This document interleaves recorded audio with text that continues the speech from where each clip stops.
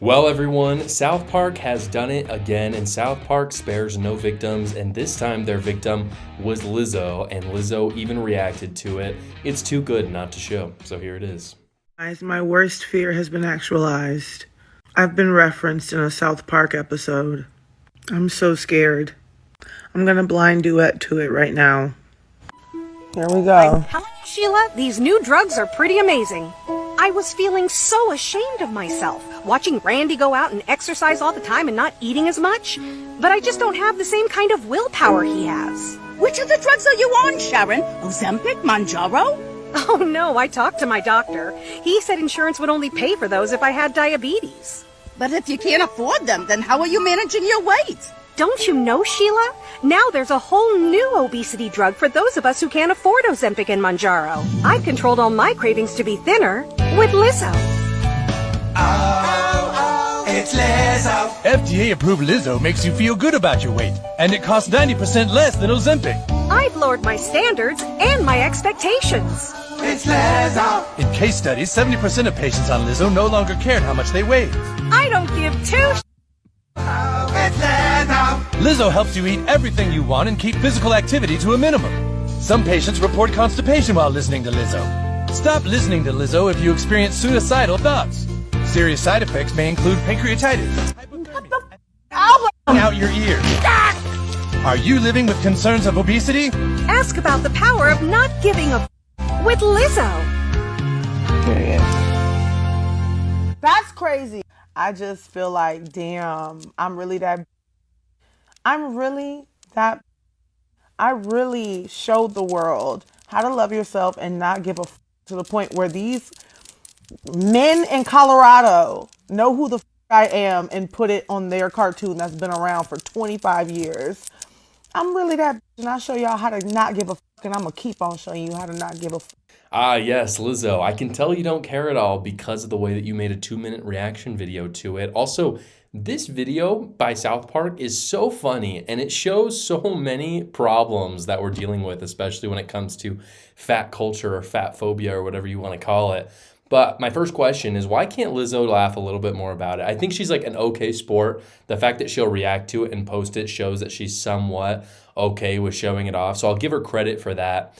But the problem is that she refuses to admit that, one, she's fat, and if she does kind of allude to the fact that she's fat, she definitely doesn't, show that it's a bad thing to be fat. And in fact, you might not know about this, but I am a bit of a memester at times, and one of my favorite memes is about Lizzo, so I thought I'd show it off to you right now.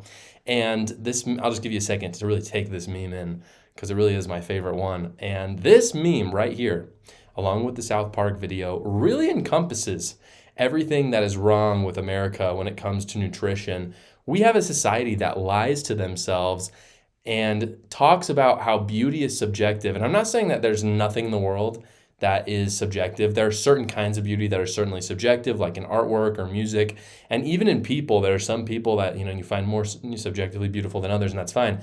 But everybody can agree that Lizzo is not the poster child for beauty. And I don't say that to be mean to Lizzo.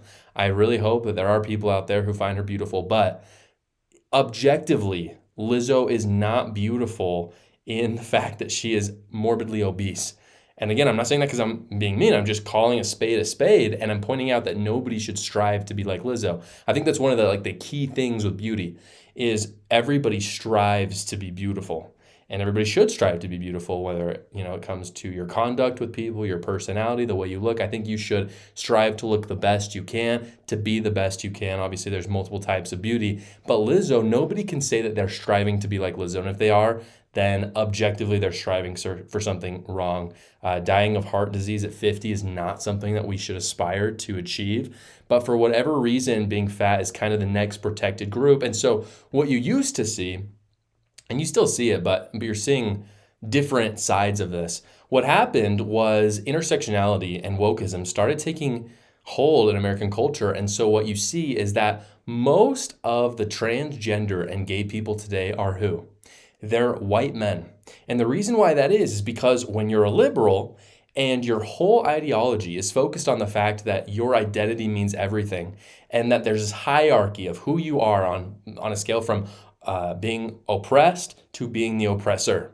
And when you look at yourself and you say, crap, I'm a white straight male, I'm at the bottom, I'm at the top of it rather, I'm the oppressor, then obviously you change something in your mind, because if you're a liberal and you're a good person, that can't be possible, that you're the oppressor. And so that's why you see white men who are transitioning to become women, because now if you're a white man but you're transgender, that is far lower on the totem pole than if you're the oppressor white male who is cisgender, which is not even a real word, but unfortunately, we use it and it's in our vernacular now.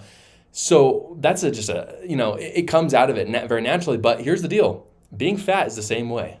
What you're seeing is that fat phobia is, on par with maybe not on par, but slightly below transphobia. And so the next protected class is fat people, or big-bodied people, or whatever they call it.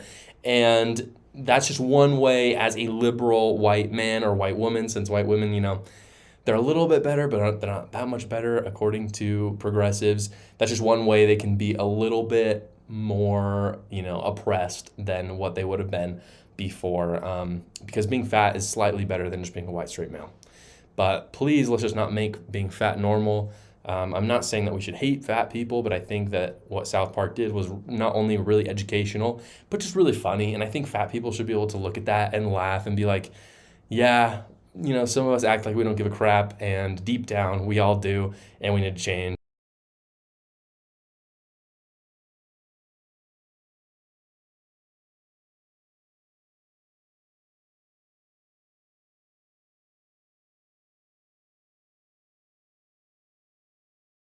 As always, guys, thank you so much for watching this video. Go down below, comment your thoughts on Lizzo and fat phobia, as well as like and subscribe the video. We'll see you next time.